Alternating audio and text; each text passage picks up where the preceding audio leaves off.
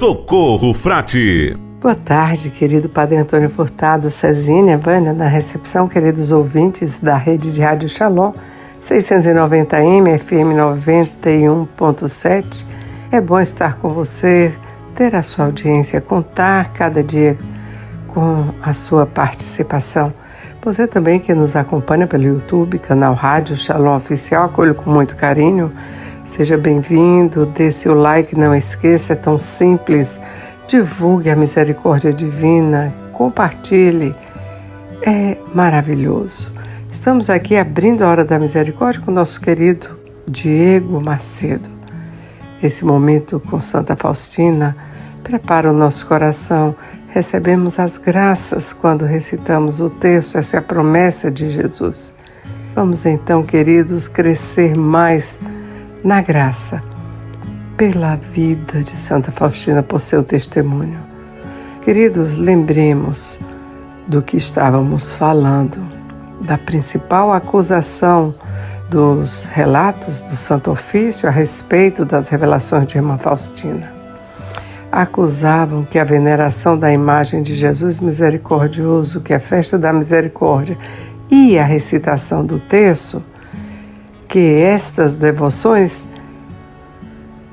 estas devoções se estaria sendo atribuído um poder ilimitado que agia por si só, como se fosse suficiente apenas venerar a imagem, propagar seu culto, rezar o terço, e assim se alcançaria o céu, a vida eterna. A irmã Isabel Siepak, autora de vários livros sobre Santa Faustina, dizia: no entanto, interpretar o diário, apesar das aparências, não é simples. Ela, quantas vezes o consultava, ia buscar no manuscrito durante as suas pesquisas e falava. A irmã Faustina, embora tivesse uma caligrafia bonita e regular, raramente utilizava pontuação. Fazia diversas abreviações e algumas vezes, escrevendo às pressas, omitia letras ou simplesmente cometia erros. A forma de sublinhar as palavras de Jesus é muitas vezes pouco visível e, por isso, por distração, elas podem passar despercebidas. Nessa avaliação, entendia que, nas primeiras cópias do diário, se buscava apenas transmitir seu conteúdo e não uma redação crítica. Por isso, teria sido feitas as omissões ou os aperfeiçoamentos das anotações de Santa Faustina. Para completar, ainda dificultou essa causa o bispo Dom Antônio Biraniak, metropolita de Poznan, em março de 1958. Ele havia sido secretário primaz do cardeal Augusto Land e se negou a reconhecer que o falecido primaz fosse autor de uma oração pela beatificação de Irmã Faustina que estava no livro do Padre Sopoco, Misericórdia Divina, Única Esperança para a Humanidade. Esse livro foi publicado em Londres, em 1949. Essa ação de Dom Antônio, arcebispo de Poznan, foi acontecer somente 9 anos depois do livro já publicado. Ele se opunha também, protestava contra todas as insinuações e afirmações nas traduções italianas do Padre Sopoco que se referissem ao apoio do cardeal Augusto às novas formas da devoção à Divina Misericórdia ou à Misericórdia Divina, proclamadas pela Irmã Faustina. O Padre Sopoco encontrou-se numa situação bem difícil. Ele explicava que a oração pela beatificação de Irmã Faustina lhe havia sido fornecida pela Irmã Xaviera, que, sob juramento, afirmou ter recebido aquela oração do cardeal Augusto. Qual a razão para não se acreditar?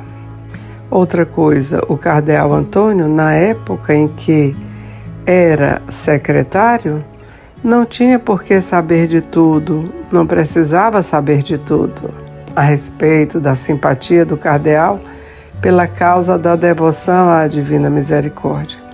Um exemplo foi ter apoiado financeiramente, ter financiado em 1947 a publicação do Tratado do Padre Sopoco sobre a Misericórdia Divina em latim. Finalmente, no dia 19 de novembro de 1958, o Santo Ofício adotou um decreto a respeito das visões e revelações de Irmã Faustina, que, no entanto, só foi publicado quase 4 meses depois, no dia 6 de março de 1959. Em ambos os textos se apresentam diferenças significativas, que depois saberemos quais foram. Uma verdadeira provação para o Padre Sopoco, mas depois contaremos. Queridos, o que é nossa vida sem Jesus? Nada. Nada mesmo. Quem vive em Jesus sabe o que é viver antes e depois. Esse encontro com Jesus é o encontro que muda tudo. A nossa vida passa a ter um novo sentido. Jesus se revela assim, mas não obrigando as pessoas, ao contrário, Jesus atua deixando que elas tenham a liberdade de agir, de seguir, de escolher, até de continuar no erro, ou seguir a Ele. Isso é um verdadeiro mistério. Quanto ensinamento que Deus prepara para nós, o que Ele mais preserva em nossas vidas é a nossa liberdade. Agora, ao contrário de Satanás, o que Satanás mais usa é a sedução para nos deixar escravos, seduzindo para pecar. Ele conhece nossa fraqueza exatamente aí onde nos escraviza. Seduz, engana, faz pecar, depois acusa. É no pecado que nos perdemos. Perdemos o sentido, perdemos a condição de escolha, de análise, de discernir. Se fica no embotamento, pelo medo de perder alguém ou alguma coisa, o emprego, pela insegurança, pela dúvida, seja no que for, o pecado seduz e escraviza. Como as drogas, como o adultério, os pequenos furtos, roubos, pequenas mentiras, tudo isso nos mancha e vai nos afastando de Jesus. Jesus, na sua misericórdia, nos liberta e nos ensina a viver livres, confiantes, seguros como os filhos que são amigos do Pai, que mesmo errando chegam e dizem: Pai, errei, pequei contra Ti. Ou assim deveria ser. Jesus nos atrai para que seja assim. Precisamos ir buscar Jesus, não por causa dos milagres que Ele faz, mas pela fé, pela certeza da Sua presença, do Seu cuidado, do Seu amor. Isso só conhece os que o buscam de coração livre, pois reconhecem ser amados por Ele.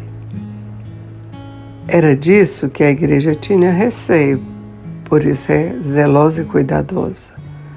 Do que pudesse acontecer com essa nova devoção, onde as pessoas pudessem buscar a devoção atraídos pelo livre acesso ao céu, pela misericórdia divina, e não reconhecendo o amor do próprio Jesus.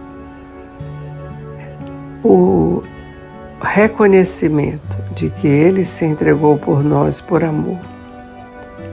É essa a sua forma maior de ação quanto à misericórdia para a humanidade. A sua entrega na cruz, a sua morte, gratuitamente, livremente, espontaneamente, todo o seu martírio, passando por todo o sofrimento por nós, por cada um.